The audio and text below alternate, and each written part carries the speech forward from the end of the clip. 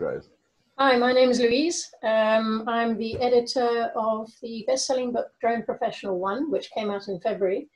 It's a book that has 16 drone experts from around the world talking about their current best thinking on drone technology, drone industry, the regulations, best practice, things to do, things not to do.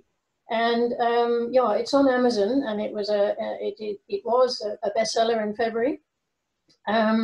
I've got one of the experts with me here today. Just going to chat, have a nice friendly chat over the cup of coffee here, and just talk about his role in the industry, what he had to say in the book, and equally just some sort of current thinking on the drone industry in today's sort of new situation. But yeah, welcome Justin Melman from Aerospace 3D. Thanks, Louise. Cool. I'm going to ask you the classic first question, which is, who are you and what do you do? So, yeah, give us an intro. In which I respond, do we ever really know who we are? Exactly. Okay, so I started Aerospace 3D consulting in 2016, fairly after a brief period of being an instructor, starting up the first drone school in the world. I saw the need for safety and pushing safe aspects of flying and training, etc., which is why I broke off to become a consultant and start my own business doing so. So everything about me is primarily focused around safety, and safety, as we know in aviation, features in absolutely every aspect, which is why we have the regulations and a whole bunch of different courses that we do need to keep ourselves current on. So going through and becoming that consultant has given me the opportunity to play in a lot of different drone spaces, as well as become a designated flight examiner and becoming a preferred examiner for multiple schools. So I get to influence quite a bit the safety and training aspects for the new pilots going out into the industry. And my skills tests that I do with students is basically, it's more of a lesson and finding out how well a student understands the industry in order to deem them safe, or whether they need further training or reading on how the systems and everything integrate. Sorry. How systems integrate within actual existing airspaces. Okay, yeah, sorry, I just you can't see me, the audience, I was just waiting. No, you absolutely, I mean, I've been there when you've instructed me, and you know, we've gone through the skills exams and the practical and the ground school.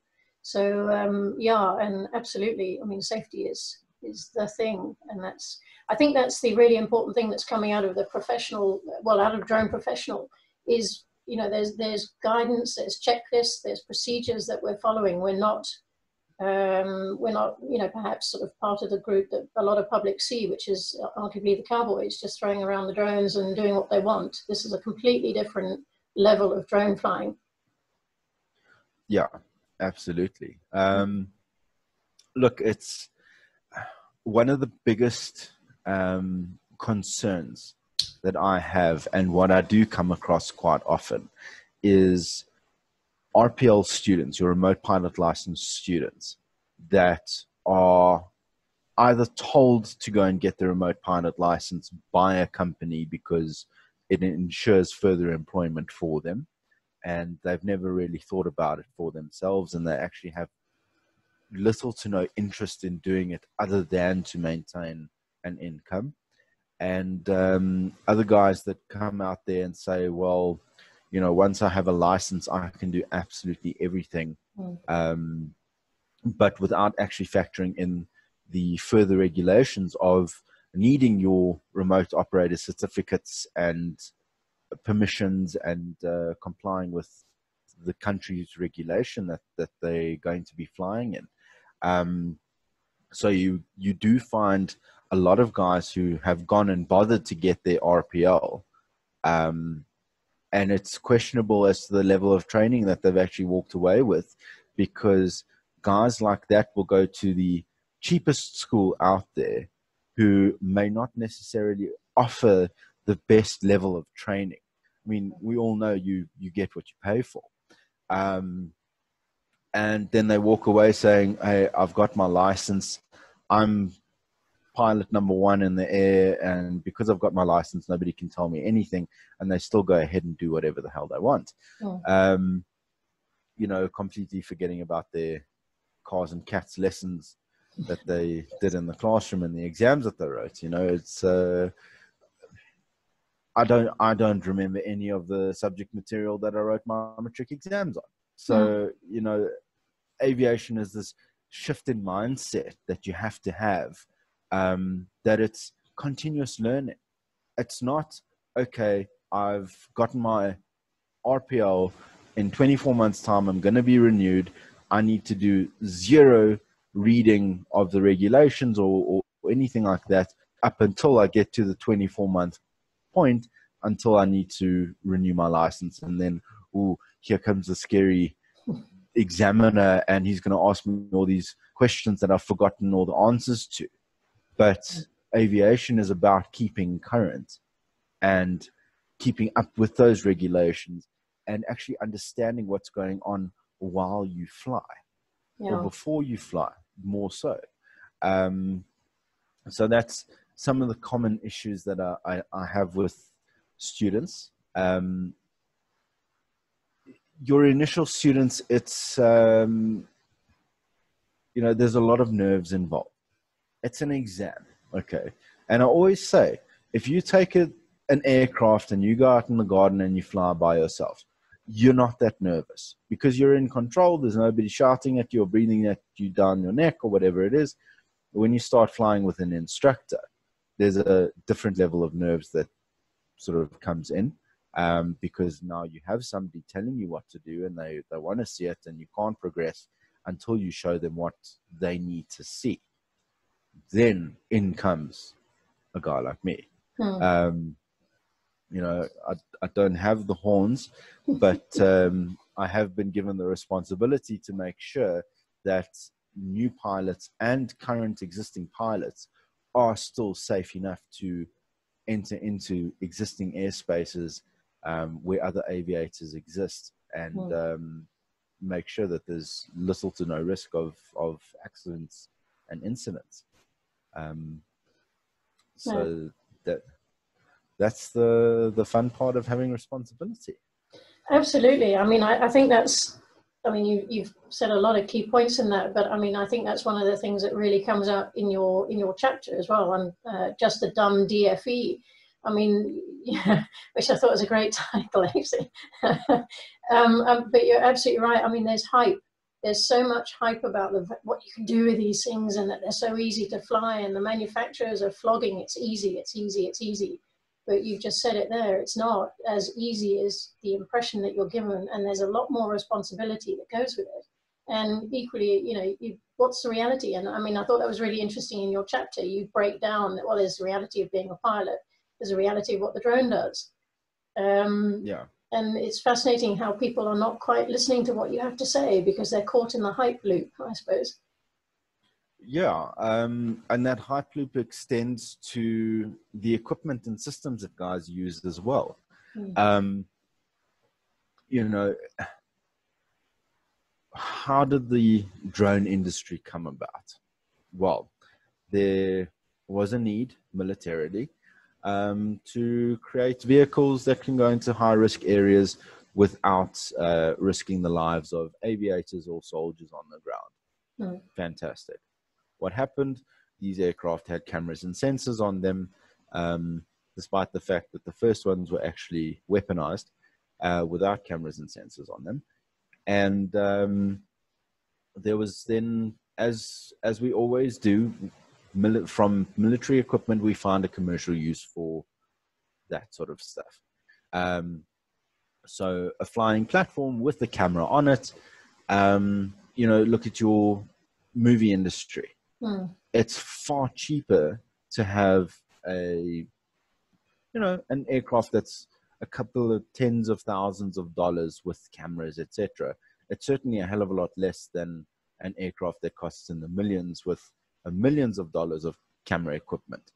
And that brings the commercial cost of everything down while getting the same quality. But, another point of what I was trying to get through in my chapter that I wrote was there's a lot of focus on flying. Just the mere fact that you can fly and you have a camera on the aircraft is good enough. It's not. And I did go on to say that we do have different vehicles on the roads for different purposes, like we have different aircraft in the sky for different purposes. Drones are identical, okay? You got the big ones, you got the small ones, and you can't expect to do as much with a small one as what you would with a far more expensive big one. Yeah. You can move a house using a VW Polo. It might take you 40 trips to do so. But if you hire one moving van, you might be able to do it in one trip. Now, you look at the cost effectiveness of it. And the 40 trips in the Polo, yes, you might feel that you controlling the purse strings a hell of a lot better. But when you actually tally it up, it becomes a lot more expensive.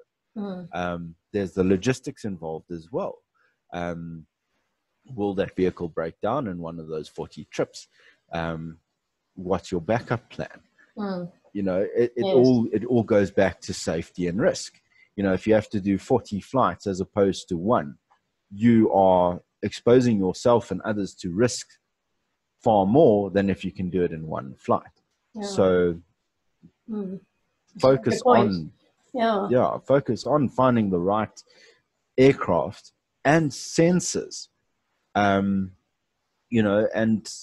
while the platforms themselves are becoming extremely capable, it's only really the thing that's holding your essential payload in the sky. So your payload is so important. I mean, going back to cinematography and going back to surveying and agriculture, and you look at all the different cameras and sensors that are out there. Now, there's any number of multispectral cameras, but for what you need to do, what you need to yield in terms of information, is it actually the right sensor? Yeah. Have you tested it? Or have you gone onto a forum and said, well, very broad spectrum, I'm doing agriculture, so I need a multispectral camera. Let's go buy the cheapest one out there. Because you might even find that you load it on a platform and it doesn't work. Yes. It doesn't. The images and however many images it's taking doesn't relate to the speed or distances that the aircraft are flying. There's all these different factors. I mean, what do we do with a vehicle, a motor car? We always test drive it before we buy it. Yes. That's a good point. So, yes. Unfortunately as well, I mean,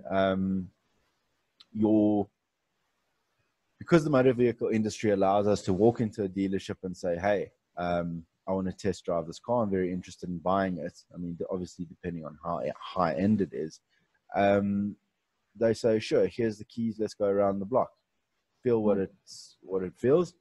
And we, generally buy cars after having only driven them for about 1 to 2 kilometers. You make a 5 or 6 year decision on 1 or 2 kilometers. Unfortunately, in the drone industry, nobody really wants to pull a drone out the box and say, here, go fly it and see if it's right for you. Because it's a commodity. It loses its value.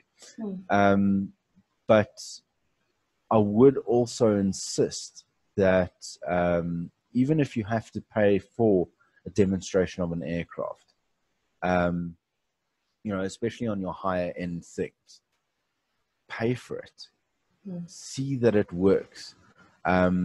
one of the big problems is we're all into this online shopping and this online buying, and we read a forum, and we gauge our opinions on the opinions of others. I mean, well, that's exactly what we're doing here. I mean, we wrote a book about it.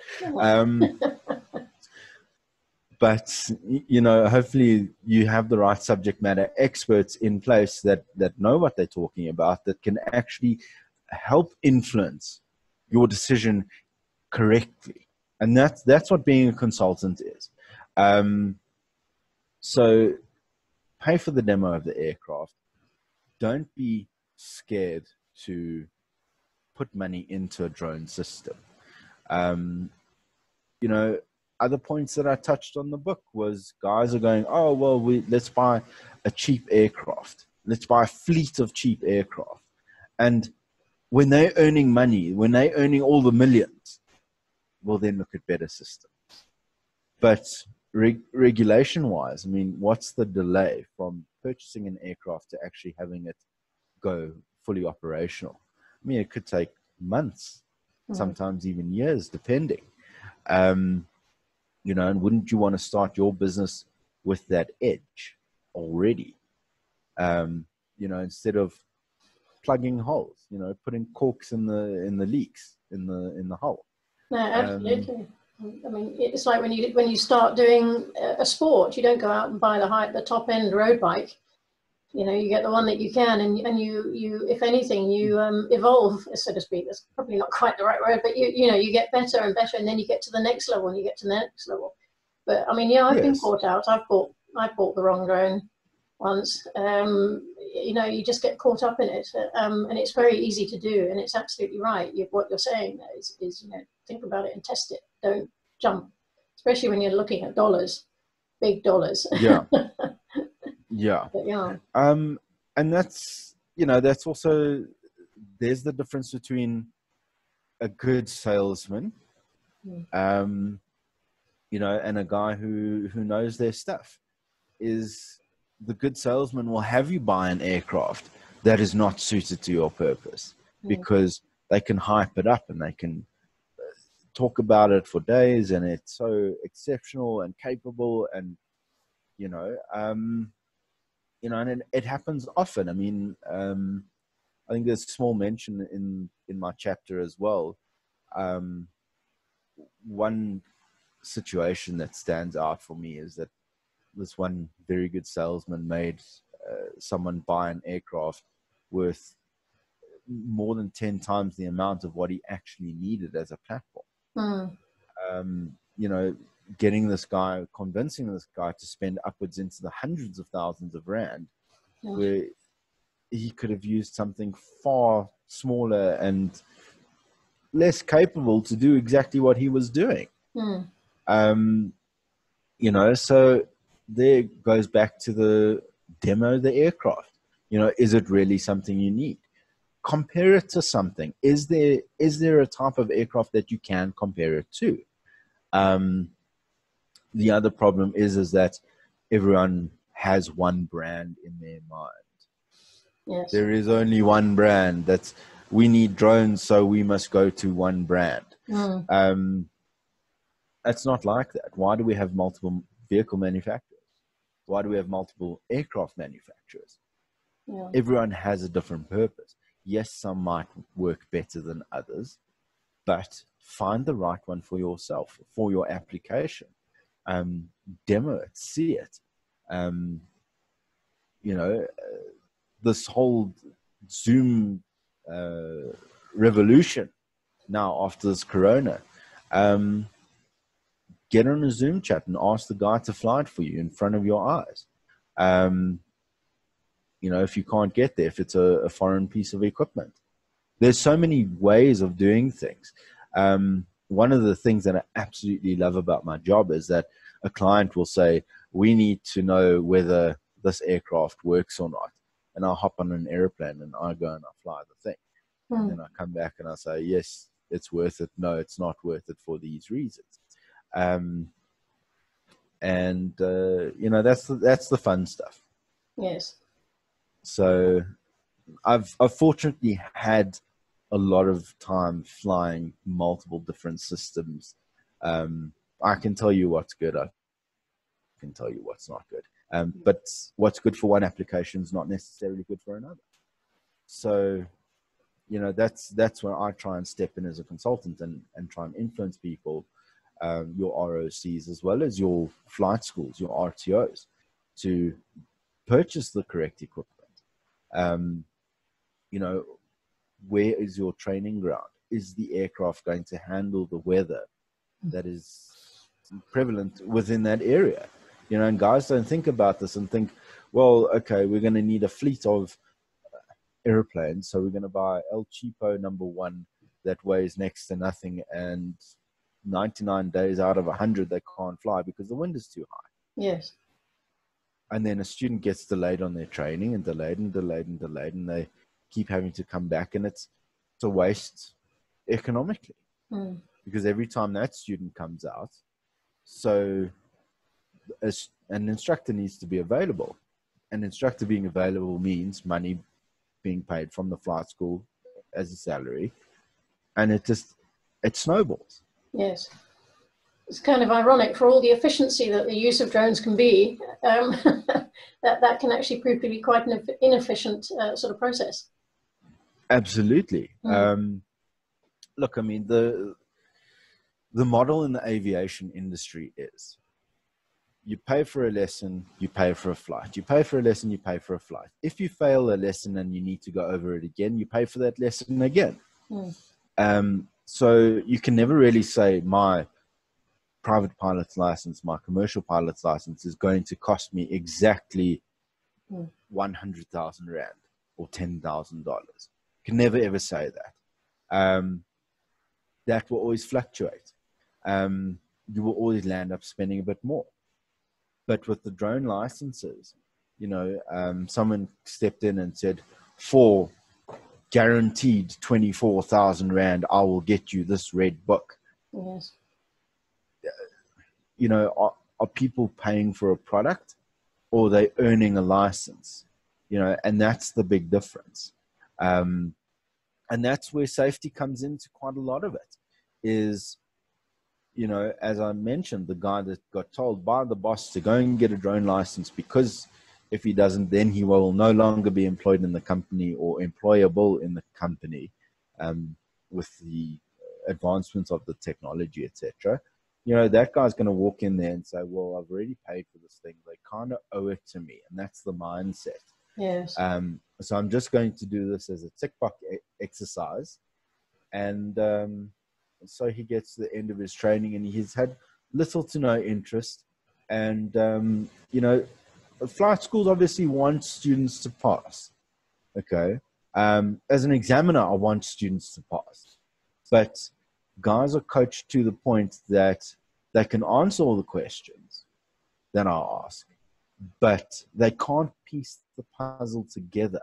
Yes. Yeah. And understand how it all fits and why they needed to go through those theory lessons and then apply them through their practical training. Yes.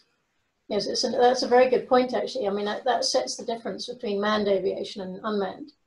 Is, you know, with manned, you become, want of a better expression, indoctrinated. You become part of the process, and as you say, you've got to earn it. You don't, you know, you pay for it, but you're not going to get it if you don't get up to the mark, you know, and do the training. And it's interesting; it's the opposite way around almost with drones, and I think that sets an unusual precedent. You'd be very hard pressed to find a pilot that sits in the front seat who actually doesn't enjoy flying or love aviation. Okay, whereas drone pilots, the bane of their existence is the regulations. Yeah. You know, first world countries, as opposed to South Africa as well, is very different. In South Africa, I mean, as you and I have discussed before, South Africa, the mindset is, well, we will always make a plan. So there's this rather large gray area that we like to operate within. Whereas first world countries, it's black or it's white. That's it. There's no gray area. And if there's an ambiguous question of sorts, it is always answerable to make it black and white, remove it from that gray area. And with a mindset like that as a nation, it's quite difficult to deal with black and white regulations. Yes, you can, no, you can't. This is the reason why. So, also paying a set sum of money and sitting on a course and feeling that you're owed a license, sometimes makes for some very unruly students, some of which get very, very aggressive when they don't pass their exams because they actually haven't learned and they haven't taken it seriously. I hope that I get that point across in my chapter as well, is that, you are entering into the aviation space. Becoming an aviator, you have far more responsibility day to day as a pilot than most other day jobs, in which you're not involved in aviation. So, it's quite difficult. Sets of questions as an examiner as well. Those for me have changed over time. They've always evolved as the regulations change, as certain points come up, and you find a student doesn't understand something, so you then create a question towards that to see whether other pilots or students or candidates understand it themselves. And that's where, a skills test actually can turn into a lesson more than this grilling from this mean old, beard-faced examiner. And it is in my best interests to understand and know that students and candidates and existing pilots are safe. And it is my responsibility to make sure that anybody that I've tested has little to no risk of actually flying into the helicopter that's low level, the airplane that's low level, or a building or people or anything else. No, absolutely. No, it's an interesting thought, isn't it? I mean, that kind of brings me to sort of another question. I mean, I've seen it. There was a very impassioned letter. I think it was in the SUAS newsletter. I think it was from Italy, saying, let go of the regulations. We need to use drones for deliveries. We need to use drones to help with combating the virus.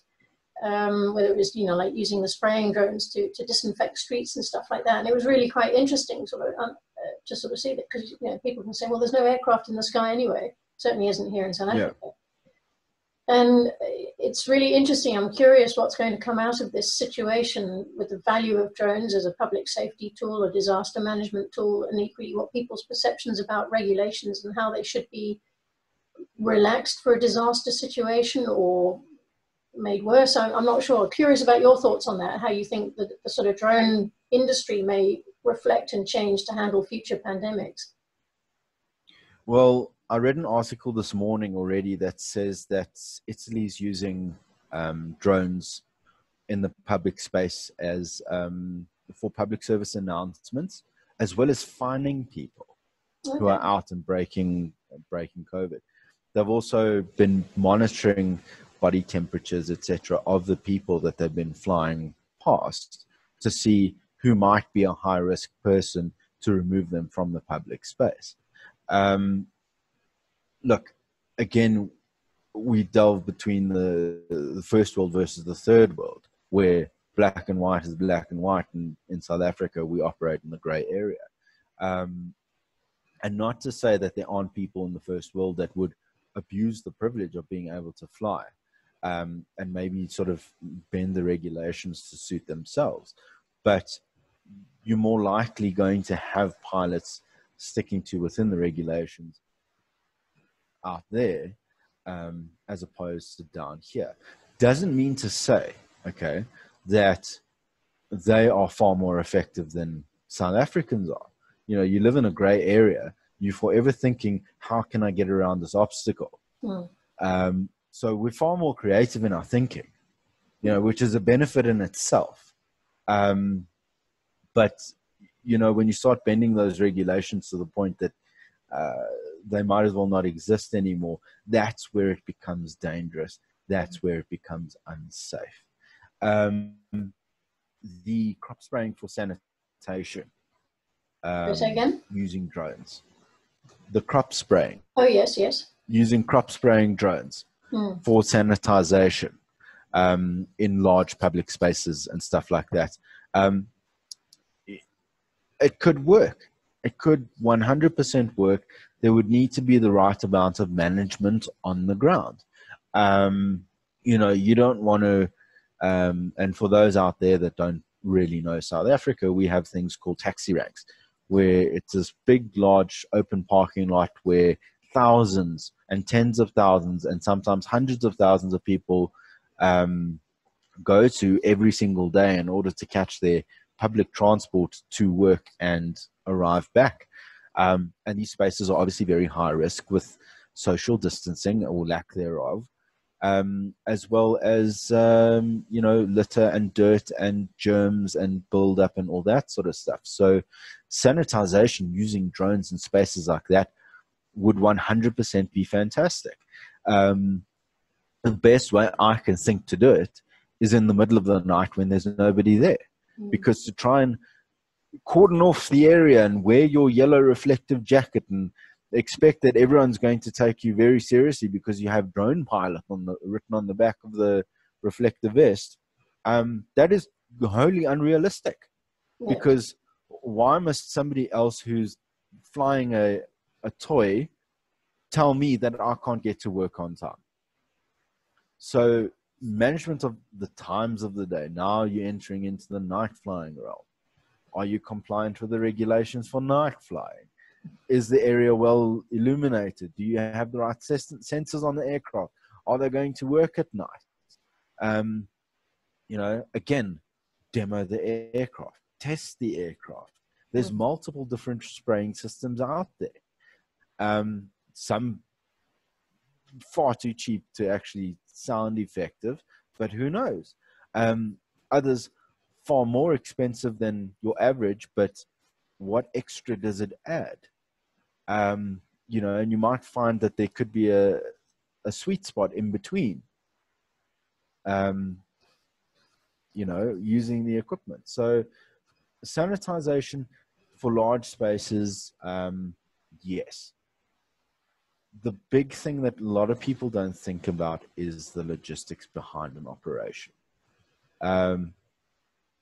Using the taxi rank as an example, there's no external power points that you can go, oh, there's a plug in the wall, let's go charge our batteries and we can do as many flights as we need to.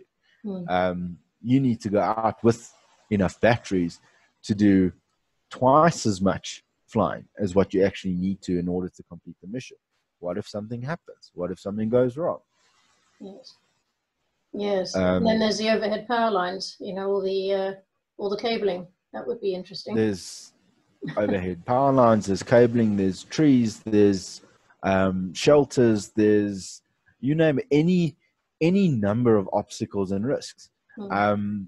Another problem that I've found that people don't really wrap their heads around is, great, we are going to sanitize taxi ranks using crop spraying drones. Excellent. We've bought the cheapest drone available to us because it's cost effective, because we have 200 to 300 taxi ranks nationwide, and we're going to service all of them.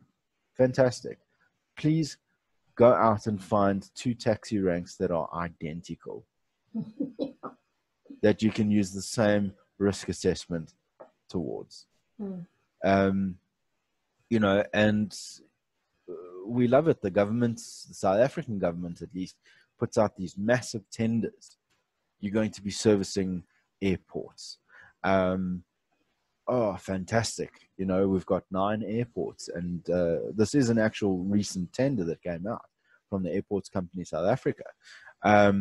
we're looking for one company who will service all 9 airports in all the different provinces. Okay. None of those airports are built spitting image of each other. Okay. Each airport is different. Each airport has its own different risks and hazards, etc. You know, if you choose one company and they haven't managed their logistics correctly enough, or their assets well enough in one province, and now that airport is not being flown, it's not being looked after, what are you going to do? Are you going to fire the service provider and lose the solution for all the other 8 airports? Or Yes. will you actually hire multiple different companies who live and stay and operate within those particular provinces, so that the logistics chain is far shorter? You know, that's another thing that people don't wrap their heads around is, oh, we got to go for this tender for hundreds of millions of rand and we're going to get it. And Airports Company South Africa saying, we want one partner and that's fantastic and they're going to manage everything. Airports Company South Africa don't care how it gets done. They need it to happen. That's why they're paying money. Yes. It's the service provider who then sits with this monkey on his shoulder to get this done and have it done properly, and is now operating far closer to manned aviation than anybody else should. And there's all the safety and hazard and risk and everything. And if you don't select the right pilots with the right mindset and understand the safety aspects of aviation itself, to fly within an airport, okay, within an airport, you know, we fly around airports. It's not a problem. We see airplanes and helicopters when we fly. Cool. But to be in that close proximity, you know, A, it's a massive privilege, and B, it's a massive safety and risk factor. So, right equipment, right pilots, right training, right induction to the organization, you know, and we know aviation, everything happens in a rush. Oh, I'll fill out the paperwork later on because, well, I need to do it now. Have you actually streamlined your operation well enough that you have to turn around and say, oh, there's too much paperwork to do, I can't do it now, I need to fly instead? You know, aviation for the past 110 years hasn't worked that way. So why now do we think that us, the upstarts of the aviation industry, can come in and say, ah, well, paperwork will get done later, don't worry about it, it's fine? Yeah, no, that's true. Hey, you can see why sometimes there's a bit of banging of heads between the two. The two, you know, are we the second cousin twice removed or something? Sometimes, you know?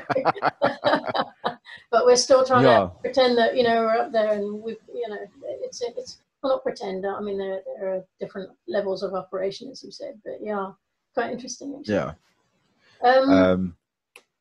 No, it's a fascinating time, and I mean, as you rightly say, I mean, you're sort of looking at, there's potential, but it's got to be done. It's got to be mapped out properly. You know, that perhaps drones could be of value in the future in some shape or form with this, but it is not. It must be based on reality and not the hype. Because I mean, how high do you have to fly above these areas for the disinfectant to, to be spread? You know, that's why I was thinking of the overhead lines. How close do you need to be to have a decent spray? And, you know, is it really possible when you take into account satellite dishes, cabling, and you're flying at the night? Wi-Fi. Yeah, exactly. I mean, it'd be a really interesting situation. And that proximity to that number of people, and you have an accident, it doesn't bear thinking about.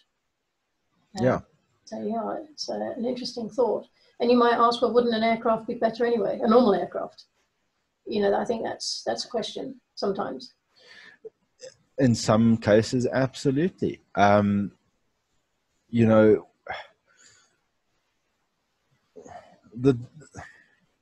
when you have multiple sites with a lot of distance in between each site, that a manned aircraft can go out, let's say a survey.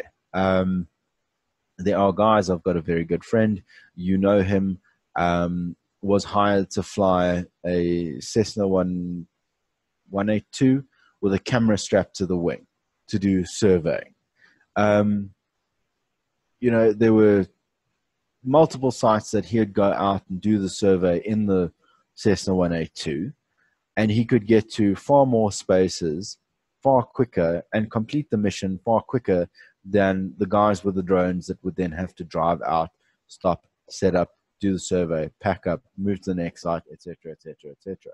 So, you know, 100% absolutely, we will have manned aircraft for a whole bunch of different purposes still. Drones I don't see as a replacement. You know, and everyone goes, oh, the future, the future. Yes, it is the future, 100%. But we have the helicopter, we have the aeroplane. And again, it goes towards my argument of application. The helicopter is, conceptually, is far more efficient than an aeroplane because it can land just about wherever it wants. We don't need kilometers of runways for these Boeings loaded with 200, 300, 400 people in, or the A380 that can take up to more than 600 people. We wouldn't need that logistics. We could just have multiple heliports around, you know, and everyone gets stuck into an idea, vertical takeoff and landing airplane. That's the future. That's fantastic. That's great. Please fly and demo the aircraft before you make a decision. Bravo. I think, yes, absolutely. I think we better actually get close to drawing to an end because we may run out of time. It's far too many interesting things to talk about. Yeah. Just a quick thing though, if someone wants to get hold of you, I'll add the links at the bottom. I'm going to put this on LinkedIn, but how can someone get hold of you to talk more or to use your services? Great. Well, look, WhatsApp's always a good platform. So send me a message, call me, feel free to phone me. Email is also fantastic. And yeah, I mean, it's the website is currently under reconstruction. There's quite a lot of changes happening to that currently. So that should be up within the next 2 or 3 weeks, hopefully. Yeah, but feel free. I mean, take the more personal approach. Call, message, or email. Okay. Great. I'll put that information in the bottom, and I'm sure you're going to get some calls. Awesome. But yeah, thanks very much. I'm going to draw this to a close. Otherwise, we'll just carry on with some really interesting topics and run out of time. But Volume 2 coming soon. Yeah. Yeah. That exactly. I just want to say, certainly to the audience, thanks for watching. There will be some more chats with some of the other authors. Drone Professional 1, in which Justin is in, there he is there, is available in Kindle. It's also in paperback format on Amazon. Get yourself a copy. It's really informative. If you're interested in the industry, if you want to join the industry, if you've got your reservations about the industry, it's an excellent read by other professionals. I'll put the links in below on LinkedIn, and in the meantime, keep well and keep safe. Thanks for watching.